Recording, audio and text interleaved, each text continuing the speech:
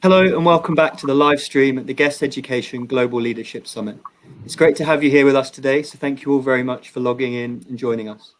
I'm delighted to introduce you to this really exciting higher education focused session today, brought to you by our platinum sponsor, Microsoft. Before I do, just a couple of pieces of information for our audience. For anyone who hasn't been with us here on the live stream yet, you'll find a chat panel located there on the right-hand side of the event platform. So please do feel free to ask us any questions you have for our speakers during the session. These are being moderated, so there may be a slight delay in these showing on your screen, but we'll do our very best to get through as many as we can. So I'd now like to introduce you to the chair of our panel, Layali, Higher Education Industry Lead at Microsoft UAE. Over to you, Layali. Thank you very much, Moni, and welcome everyone to the prestigious event for Just Education. We're very excited to be here today to talk about probably a super hot topic that everyone has been talking about for the past year, the impact of distance learning. But our panelists, our dear panelists, are going to focus today on higher education. And without further ado, I'd like to have a minute for each one of them to introduce themselves and give us one sentence about them and what they're going to bring to the table. Allow me to start with you, Harb, if you don't mind. Sure. Hi, everyone. My name is Bou-Harb. I'm the education lead for Microsoft Middle East and Africa. I've been in the IT industry for 28 years, computer science background, graduate, undergraduate, and postgraduate, and 15 years of which are in Microsoft. That's in 1 minute myself. Thank you very much, Harb. Paul? Paul Griffiths, Executive Director with KPMG Lower Gulf and leader of our education sector. I work as part of our global education team with leading universities across different regions. So delighted to be with you. Same here, Paul. Thank you very much. Inas?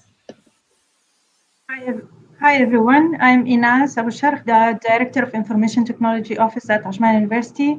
I serve as the Digitalization Committee Chair, and I am member of the AU Institutional Planning Council. I have experience in IT technology professional and higher education for 21 years. That's it. Thank you. Thank you, Inas. Anthony? Good afternoon, everybody. Anthony Phillips, the founder and managing director of WellKom International. Our business is around helping individuals and organizations improve personal and organizational performance and wellness. And that's not just our business, it's our passion as well. So looking forward to see how we can make a difference with everybody. Thank you very much, Anthony. Last but not least, Dr. Anoud. Hi everyone, so this is Dr. Anoud Bani-Hani. I'm an assistant professor at Zayed University. I've been in academia for 7 years, okay, but before that I have a master's in computer science and multimedia. I have a PhD also in enterprise applications. I'm passionate about teaching and also we are working with Microsoft as partners for a while to help students achieve the next level of technology. I'm the acting director of the Next Generation Center at Zayed University, and also I serve as the chair of the Research Ethics Committee at the university as well. Thank you very much, Professor Anoud, and thank you very much to each and every single panelist with me.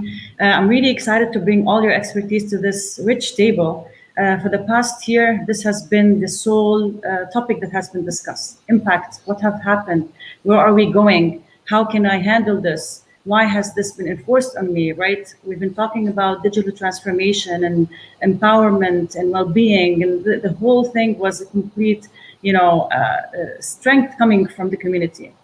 But there are always common factors that have been discussed. So I'd be really interested to hear from you, Harb.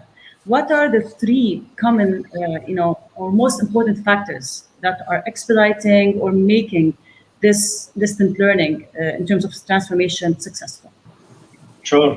Thank you, Layali. Undoubtedly, one of the most important steps when adopting e-learning solution is implementation. Successful execution of this step, the implementation part, is strongly related to proper planning. So if I put it by order of priority is proper planning or strategic planning, it followed up with the implementation plan, and then we have the training timetable. Now, there are more than 3. You have asked me for three. Quickly, I'm gonna elaborate on each one, and probably if the time allows it, I'll add a couple of ones. Also are important from experience for the last 13 months engaging on implementing and helping our customer implementing e-learning solutions. So on the planning part, there has to be a clear and measurable objective. You have to align all the objectives from the related department in the higher education with the project objective. Aligning this objective and expectation is usually a high strategic process, and each department you will learn that they likely have its own specific objective. Also, what we learn is that this is you can't miss any stakeholder in the process. And if you miss any element of the planning, it's very highly costly. On the implementation plan, there are so many elements you need to look at, but quickly also for the sake of time, is we need to make sure that appropriate technology infrastructure are in place. Now depends on the mass of the student and educators that gonna be sit and using this e-learning solutions. You might need to engage with telco, giving to increase capacity. Information privacy and security is as important also during the implementation plan.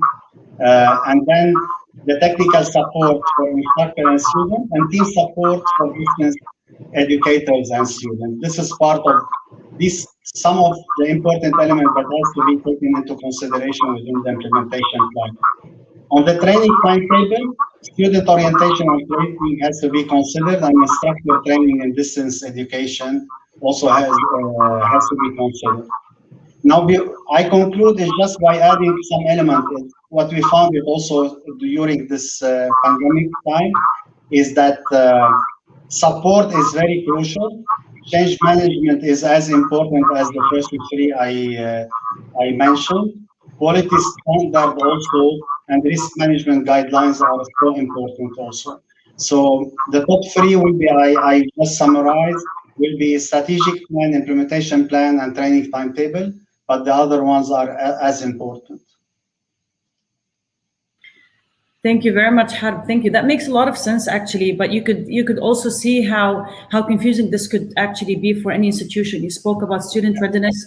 You spoke about enablement. You spoke about smart solutions, change management, and all of these common factors are strictly pro-sci model. So, Paul, how does, coming from a procedure strategy consultant company and someone who actually has done this over the years, do you really see the same factors that are coming, or you also see many factors that are coming from a different angle from your perspective? I certainly support all of Harb's points. What I would add, which I think are very central and more specific to the institution, number one is student needs. So we've done a lot of research in this area in the last year, and the student of today is a completely digital native. So online and mobile technologies are their normal world. So this is a real challenge for universities to start meeting the needs of these students, not just in terms of teaching and learning, but also in terms of support services, academic advising, work placements, group learning, those sorts of things. So that is number one. We would say absolutely there's a shift to put the student at the center. The second point is the academic side. So I know Dr. Anoud works in this area, and certainly the universities we work with. It's very challenging for many traditional academics to move into this digital world and teach in a very different way to what they've learned over decades. So supporting those teachers, training programs, teaching them about digital tools and techniques, helping them test them and build their confidence in delivering to students in that way is the second important thing.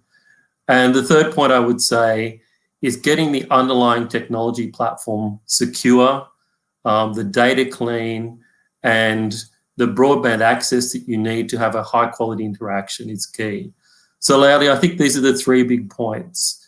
We've just spent several months doing a research paper on these topics, which will soon be published in the next couple of months. So yeah, I think, but the student at the center is really where things are shifting.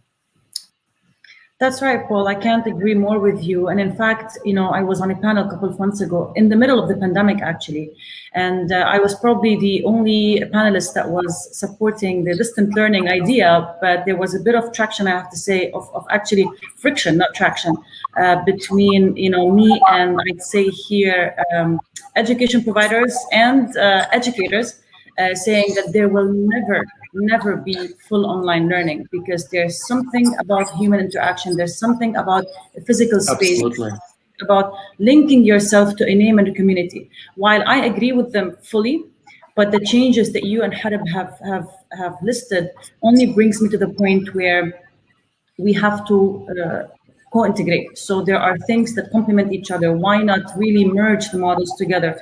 Have an online learning that enables students that cannot physically, for example, travel to gain experiences, really gain the benefit of that feature or that capability. And with that, I'd like to ask actually Inas. I'd like to ask you, what do you think from your perspective as a university, and as someone who has been handling being in this pandemic, what are the things that you know now are a change forever? Well, I believe that LMS, the learning management system, is become an essential, and I don't think any organization can, special higher education, go without an LMS, because it completes everything. It includes all the onlining and even online or even the one-to-one or on-campus lectures or classes. And it's like one portal where you integrate everything and give the students simple access for everything. The other thing I think it will continue is the meeting with the instructors, between the instructors or advisor and the students. This will continue online. And I think they will prefer this version, because coming to on campus and discussing things and finding time, I think the online meetings will be replaced. All this one-to-one meeting will be replaced by online meetings. And of course, I think the recording lectures will continue as well. It will give the student an option to revisit the session again and listen again and learn whatever missing. So even if we won't go back again and continue with the on-campus classes, I think we will go also for recording these classes and keep hosting them on the LMS. Right. Definitely agree with you, Inas. Definitely. While we always had learning management systems in multiple universities across the Gulf, I think what was probably holding back from using these systems as part of the education curriculum was actually the culture. And that's actually something I want to ask Dr. Anoud. So as a professor, if you want to list the changes that are going to be forever, listing, using learning management systems, shifting a couple of tasks that used to be face-to-face to make them fully online, that requires a lot of work from you as a professor. So in my opinion, I think this would make you potentially put more work. How do you see this change forever? Because it will happen, it's inevitable. Like I think people within the past 12 months have gotten used to it and saw more productivity. But I'd love to hear from you as a professor, from your perspective. How do you see these forever changes? Yeah, so again, what Inas said and what you said about co-integrating, this is very important, because before, as an academic, we were always discussing the idea of let's make this online, or let's automatize, for example, this task or that task and so on. But it never, came to reality. With this pandemic, we had to rush everything. So we had to try multiple platforms. You had to try everything, just out of a sudden, we're like, go home and teach from there. And it was like, what? So we had to keep trying. We had to look at different methods and so on. And now, after, a year from where we started, looking at it, we actually benefit in so many different terms. And that's where there are a lot of things that we're going to take with us forever. One of them, we're definitely co-integrating the technology in a lot of our classes. As Inas mentioned, the recording part, because again, we have students that were thriving through the online teaching. They like the recording. They would go study at their own pace. They're really enjoying it. And if I may also mention, especially student of determination, this for them was awesome. They keep telling us, we like the recording, we feel more confident, we work, we listen behind the screen, we can participate, and so on. There's a lot of changes. So, and there are a lot of courses that we were looking at before, that theoretical courses and so on. Now we're thinking, okay, this course will be recorded all the time, all over the semester. Now, the only issue, and I again agree with all of you, the student life that they need to have, and face-to-face on campus and so on. And it's definitely a different way of teaching. But if I will take things in forever. Definitely co-integrating of all the technology, the recordings, and embedding technology everywhere. And especially when we're talking about IT, where we're talking about labs and so on, we definitely need to find the best way of doing this just online. Absolutely, absolutely, Professor Anoud. So in fact, this brings me to a point where I see this as an education evolution, not a revolution. We're literally evolving from one education phase to the other. And through evolution, you learn different tasks in life to incorporate. And you highlighted a very, very important point, which is people of determination. People of determination, the project of enabling diversity and inclusion within your day-to-day task is not a global, responsibility. It's not only, let's say, good to have. It's actually a global responsibility. We need to be inclusive. We need to incorporate the power of people of determination within this evolution. And this is a question that I actually want to ask Paul about. So Paul, with all the changes that have happened, there are a lot of possibilities, right? There are multiple possibilities that we can have in mind for rebuilding, for the evolution that I'm talking about. So what are the possibilities that you see for rebuilding or evolving universities on the far side of the COVID crisis? In other words, if I want to put it in simple terms, what is your emerging vision for the post-COVID higher education in general? Layali, I think I agree with the points of the previous speakers. Really where we're moving is to blended learning models. So a mixture of face-to-face and online. And MIT have been doing a lot of research on this over a couple of decades and ranking courses around the world on these attributes. What we're actually seeing in the trend is the shape of the university and the shape of teaching is changing. So labs, group work, those sorts of rich face-to-face activities, that's now where the centre is in terms of direct interaction with teachers, academics, and colleagues. And the theoretical aspects, which Dr. Anoud mentioned, they're now moving online. So students are doing those independently with mentoring and support services around them. And this point is a really important one. The mentoring and support services in an online environment are critical. If you look at the latest statistics on online courses, and I noticed Andrew has asked a question about this, the dropout rate in mass open online courses, as tracked by MIT, is 96%. So the full online experience needs to be blended with face-to-face aspects and really good support models to be successful. So we're seeing engineering degrees now in leading universities where all of the theory, hundreds of topics, are being delivered through the Khan Academy. They're being updated constantly, the topic trees, to get the latest, best quality information. And all of the on-campus focus, even for students living on campus, is around labs and group work and presentation. So this is really the trend we're seeing. It's been developing over a number of decades, but to Dr. Anoud's point, COVID has accelerated. It's forced a lot of traditional academics to cross that bridge into the new world that is being demanded by the modern student.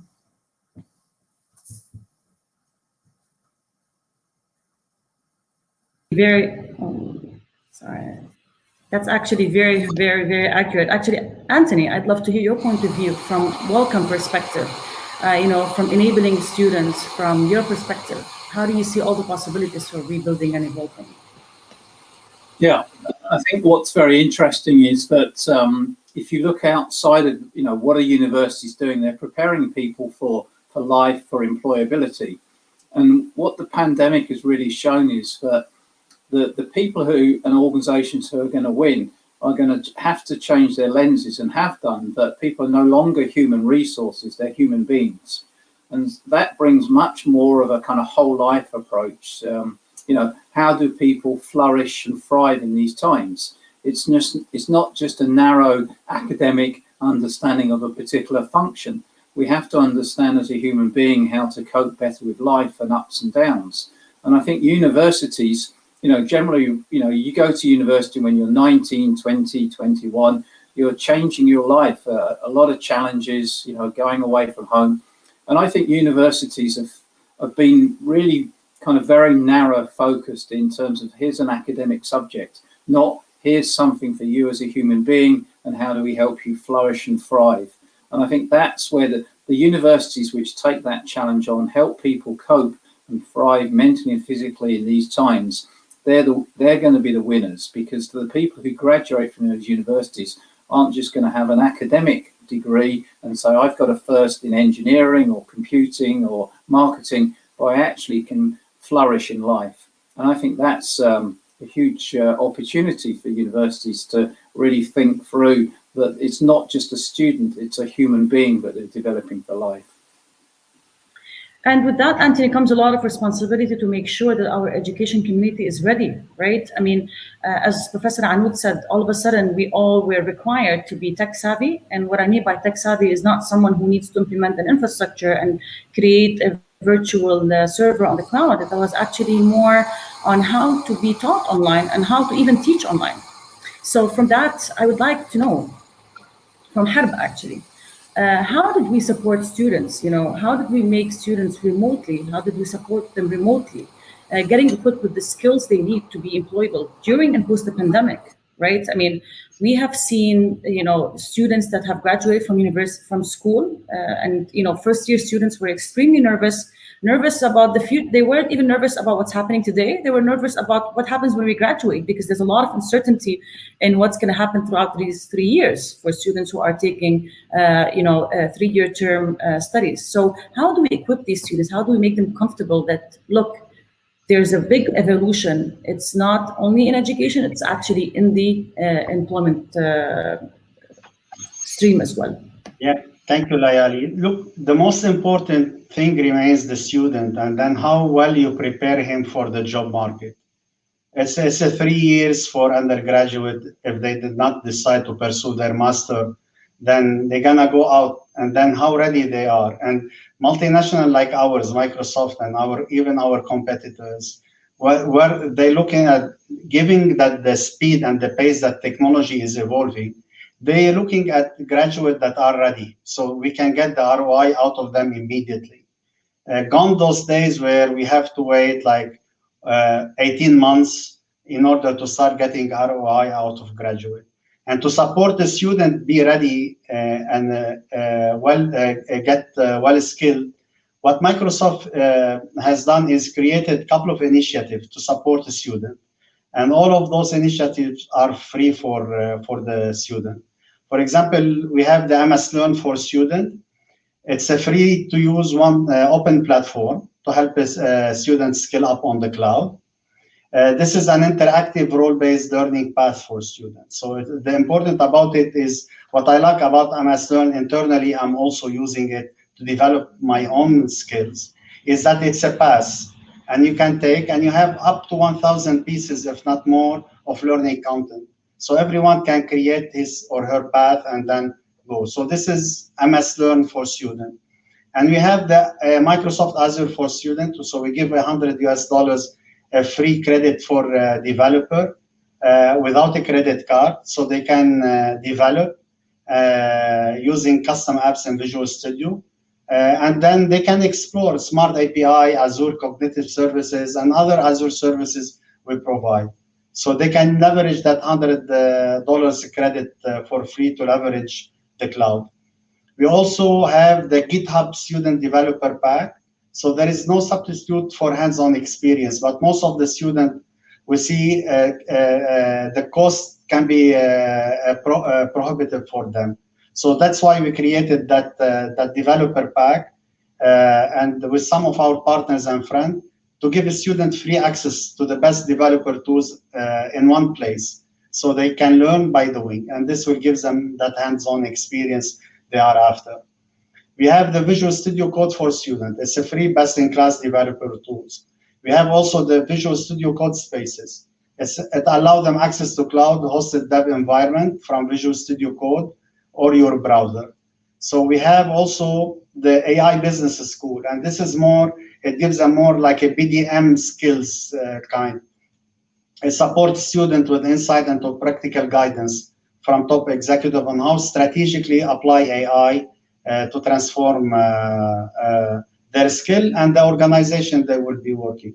We're also providing certification on MOS, on MTA, on MCP, on MCE. So we have quite wide range of certification we offer.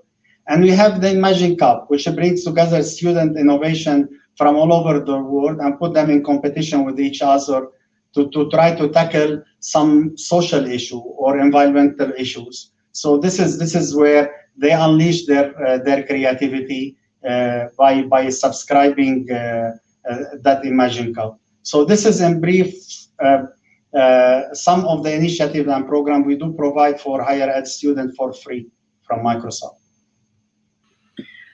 Certainly, Hab. Actually, you just reminded me that I had hosted a session for Ajman University students where everyone was super curious to see how are companies like Microsoft supporting students during and even pre-pandemic. A lot of our programs have been pre the pandemic, but again, as the evolution happened, students and professors became more curious to know, or even had more time to explore avenues where they can ignite the creativity and help students really build an individual profile for themselves to be ready for the job market.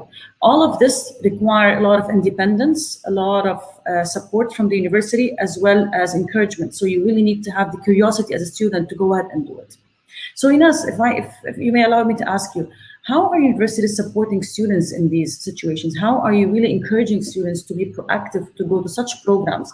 Like the student ambassador, go ahead and create your own environment on Azure, free credit. How do you incentivize students under all of this pressure that you have and they have? Actually, as you said, Layali, you just hosted for us a session, and we have a long relationship with Microsoft. The way we are doing it is always asking Microsoft to support either by sessions like this, and it's simply, I believe it's kind of change management. So following the same process of any change management, like the ADKAR way, which is the ADKAR strategy, like awareness, and then awareness of the need of this change, or why do you need these courses, how to make them desire this and accept it and look for it, knowledge how to use it, how to accept by training, manuals, links that available with the resources. Either this is applied not only for the open resources available by Microsoft, but also all the learning materials that or the new tools that we offer them for the online learning. This is the same way we are doing it, and also the ability to demonstrate the skills and behavior, make sure that they are able to access and use these skills. And finally is the reinforcement, how to make the changes really strike and be able to use and stick to this change and accept how to work with it and make it part of their normal study day. So this is how simply we are doing it. In fact, if I may add, I would actually say that if there's anything that this pandemic had given individuals in the education sector is actually time, right? Right. So as an individual, as an employee, I now have more time to go online and explore topics of interest. It could be art, it could be technology, it could be well-being, it could be sport, it could be anything that I think could build the individual profile and create this individuality. Or maybe even add to your team members, right? Right. So that's true. Yeah, actually, the lockdown and staying at home long time, the only experience we are having is just to look on internet and use this opportunities that is available for anyone, which is really open a lot of many doors and many opportunities to learn new skills or a new tool or like even a hobby, to build a hobby. Absolutely, and this is actually, if there's any student on this call, I'd address this to them. Please be curious. Please be hungry. Go and learn. Build your own profile. If I don't know if it's when or if things go back to normal, and I don't know if there will be a normal, but in any case, build your own name, build your own identity. Because when you go back, everyone's going to ask you, what have you done? Right? You now have enough time. You now have enough time to be curious. And it doesn't have to be in the domain that you're doing today. You could build your potential on any other interest of yours, because this will bring you back to the new world. Because that's how I see it. It's a new world. It will bring you back with a new identity. And this is what everyone is looking for, right? Right. All right, Dr. Anoud, back to you. So from your perspective, right, we've been talking a lot about students being under pressure, the education community being uprooted, and we are going through an evolution. So as a professor, what kind of support, and professional development are you providing, or your entity is providing, to leaders and faculty within your premise, or if you know of any other program that is supporting that? I think probably educators in higher education are the least talked about, because they are expected to be more agile than students. But the reality is not, right? I mean, you're used to a certain pattern, and this change came as strong on you as on students. So how did universities support that change? Well, to be honest, at Zayed University, the support we have received from leaders and even like within our own departments was, to be honest, was amazing. Like we were all trying, we were all suggesting. Like I must say, at the beginning, we all tried multiple platforms. We were all like giving training to each other, trying to figure out. And one thing I remember Harb said at the beginning is, the new generation know all about technology, but and maybe for us, like some people in the middle, we know about it. But when you come to even like older people, or like let's say older generation, it was really hard for them to practice and catch up with the technology and the change that actually happens. So the university did provide us with a lot of personal development. We were doing sessions. We were even after the students stopped coming to campus, we did go to campus for a little while, a week, I think, after the whole lockdown started, before the lockdown started, where we all met. We were like, okay, what we're gonna do now? So I remember the dean sat with us, the chairs sat with us, and even like with the leaders of the university. This is the situation. It might not last for long. The ideal situation was supposed to be couple of weeks to a month, not a year. But we literally had a lot of training, a lot of support. The phone was always on. But the problem is, I still remember back in April, we used to have meetings until 10 and 11 p.m. There, we were just trying to catch up. We were trying. We got to a point where it was so hard for us to separate work from personal life. But then, as things started going on, and with the more technology that we started learning more. And one thing I must say, so if I'm going to talk about Microsoft, we had the Microsoft Teams, we had the rooms, we had everything, and we started chatting. So we started using the technology in a better way, let's say. Before, I know we've been with Microsoft for a very long time. I know we have all these technologies for a very long time. But to be honest, only just by chance in the summer, I was just logging into my Microsoft account, and I was like, so I do have access to all of these trainings that I never knew about. And I know when we were back in fall semester after the holidays, after I've taken, I think, more than 25 different training on Microsoft platforms, I remember I had some students who had worries that we don't have a lot of hands-on work, we don't have this and so on. And I said, do you know that you can actually, with your university credentials, you can log into this? And when they did, I still remember one of the students, this is a gold mine. Oh my God, I had no idea I can access all of this. And we had a lot of students who were about to graduate, and the university did make sure we connect with all our partners. We made sure that we have access to all these platforms. And now we have more, we're more confident when it comes to using all these platforms. And back to what Harb said, all these platforms he mentioned, we didn't knew that we actually can do that. We didn't knew we can actually, okay, we don't have to be in the lab anymore where students have to have hands-on. We can actually go to the cloud and use this and use that, Power PIs, Azure, this, and the students are, that one student the other day, she told me, she's like, my sister did the senior product last year and she didn't even get to do an app. Now I can create an app from home. And so it actually gave us more time, as you mentioned, Layal, and at your own pace. You'll be sitting at home, you're feeling free, you'll go online, find all these resources by Microsoft or other partners, and you'll be just working on it. So definitely, we received a lot of training. The students received a lot of training. We got better support than even from our partners, because now we have more time. Like, I remember we had few meetings 6 p.m., 7 p.m. before with you, Microsoft, right, Layali? And we were discussing things. Yeah, and yeah, it's definitely something we all learned through all this time. And our leadership also managed to get us to where we are today. Actually, good point that you mentioned, Professor Anoud, that's actually one of the points that have been, rising in multiple discussions. Is yes, we have a lot of time, but we also lost our work-life balance, right? So, Anthony, actually, from your perspective as a provider of, well-being and enabling professionals through your platform, how do you help them? How do you help leaders with, readiness and, supporting what Professor Anoud was talking about? Yeah, thank you. Well, one of the things that we've done is that we've applied the behavioral psychometrics. So psychometrics has been used around understanding personality, how you work in teams, leadership styles. So WellKom's taken that approach and applied psychometrics to how do people manage their performance and wellness. So we've developed a validated software.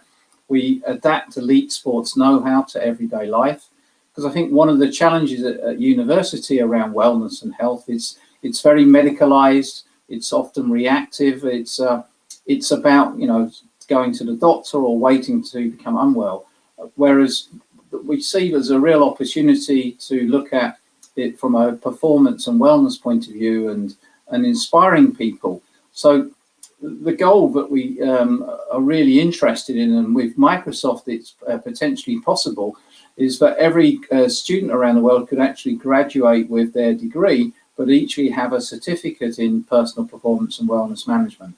And that would show that they've got that life capability, which we believe is fundamental, that if you can read, write, mathematics, and now increasingly, as we've heard, technology, to be literate, but the fifth life skill is how do you learn to manage your personal wellness and performance? And that's the vision that we have with Microsoft. At the same time, to enable universities to understand how well students are is not to run yet more surveys, but by using the byproduct of this data coming from the private and confidential accounts, the university has an insight about how people who are working there, as well as their students and even the alumni, are in terms of their overall wellness. And that comes from the psychometrics, but with device connectivities as well, like Apple Health, can come from other devices, but other sources as well, and building up a complete picture for people.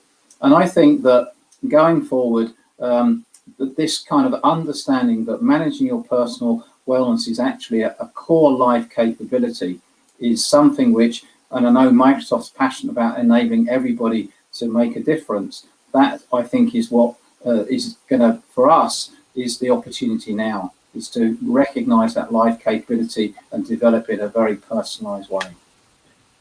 Very spot on to a question actually on the chat room, Anthony. One of the attendees is asking, how are measuring students, well-being? Can technology measure students' well-being, both physical and psychological? So you've just actually indirectly answered this question. And there was another question also about people of determination, was written while Professor Anoud was talking. The person is asking, after we go, quote unquote, back to normal, how do we, make sure that people of determination are still comfortable? And my answer to that, actually, if you may allow me, my fellow panelists, is that the co-integration, unless we co-integrate, we will not be able to be inclusive. We have to be inclusive. We have to take into consideration each and every student's comfort. The last question, actually, that I want to ask, and I think Paul can answer me on, or actually Paul and Inas, which is a very common question. How are employers and universities looking into online degrees? So maybe Paul, you can answer me to this one, and then we can close with Inas because we have 5 more minutes. I'd love to answer this question. After just doing a research paper on this topic, universities do need to work more closely with employers and industry. But what we're also seeing is universities continue to focus on developing critical skills, life skills, those broader skill sets that are adaptable as technology changes. So critical thinking, self-care, those sorts of things that Anthony mentioned. So there's some really good work being done by Georgetown University. They have a centre which looks at work and education, and they've got some great studies that I'd recommend to people on this conversation over the last 20 years on these topics. Some really interesting stuff, but we will be publishing a paper next month on this. So I won't go into any additional detail. I might hand over to Inas. Inas, how do you answer this question? Do you think universities actually missed out on the opportunity to provide full online degrees?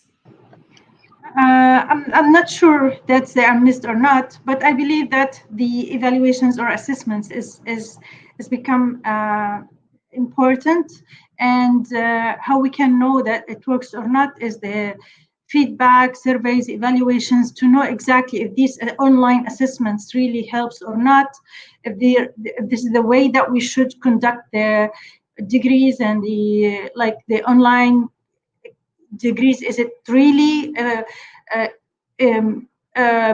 valuable, or it's just like not as the online, the one-to-one or the on-campus degrees?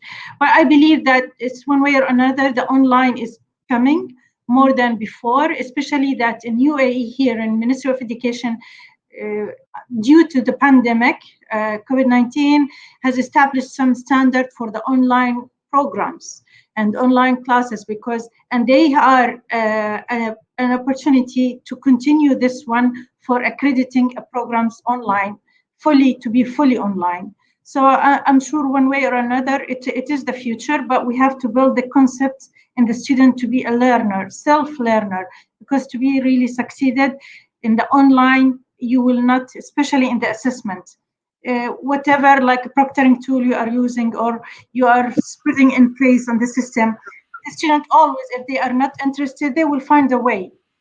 But this is not the point of the online degrees. The point is you are busy, you cannot come on campus, we are give you the option, but you have to be mature enough how to build this concept and on the students, or to become learners and to understand that this is because to make it easier for you, to make it accessible to you, not for cheating or to make it easier to have a degree. I believe it's something that the UAE will come for it, and it will be more common.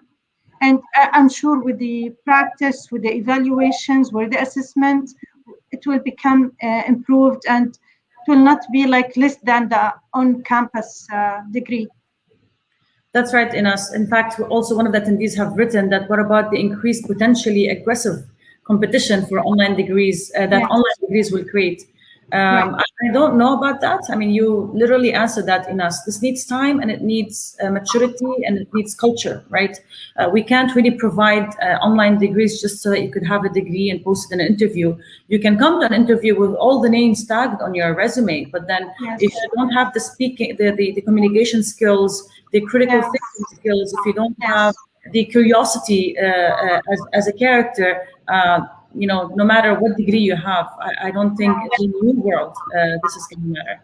Exactly. If you just allow me to add, Layali, you mentioned exactly what it will be missing in the online. That the university is not for knowledge or learning a certain skills, not anymore. the campus life is just to build the character and help the student to build the communications, understanding how to communicate, how to solve a problem, how to be a good thinker, or just to be a problem solver. These cannot be when it is one-to-one inside a machine or with a machine only or through a screen. This is something we have to, even the students should learn how to consider these skills to be part of their degrees. That's absolutely right. And I think this topic, we can go on, but it's already 3:30 and we can never get enough from this topic, distance learning impact on higher education. I'm positive that probably next year we're going to have another follow-up, and I look forward to the changes. What has happened is an opportunity for us to change and evolve and learn, repeating from this session. Thank you very much, fellow panelists, for your insightful discussions and your very rich topics. We hope you enjoyed attendees as much as we enjoyed this discussion, and thank you very much. Off to you, Bani. Yeah, thank you, Layali, and thank you again to all our panelists. Thank you so much for taking up your time and sharing your insight and experience there. I'm sure our audience found that really valuable. Just before we finish, for our audience, I'd like to point out the short survey you'll be redirected to once we end the session here. Please do just take a couple of minutes to complete this, as it really helps us putting together our future events. One final big thank you to all our panelists, to everyone in the audience for watching, and to our platinum sponsor, Microsoft, for bringing this brilliant panel together. Please do make sure you visit their profile page on the event platform to connect with their team and to find out anything more about the resources you heard mentioned in today's session. But that's it for me. Thank you very much. Our next live session is coming up at 11:45 in the UK or 3:45 in the UAE, and is looking at how COVID has changed international school teacher recruitment. We hope you enjoy the rest of the event. Thank you very much. Thank you very much. Yes, pleasure. Thank you. Thank you. Thank you. Bye.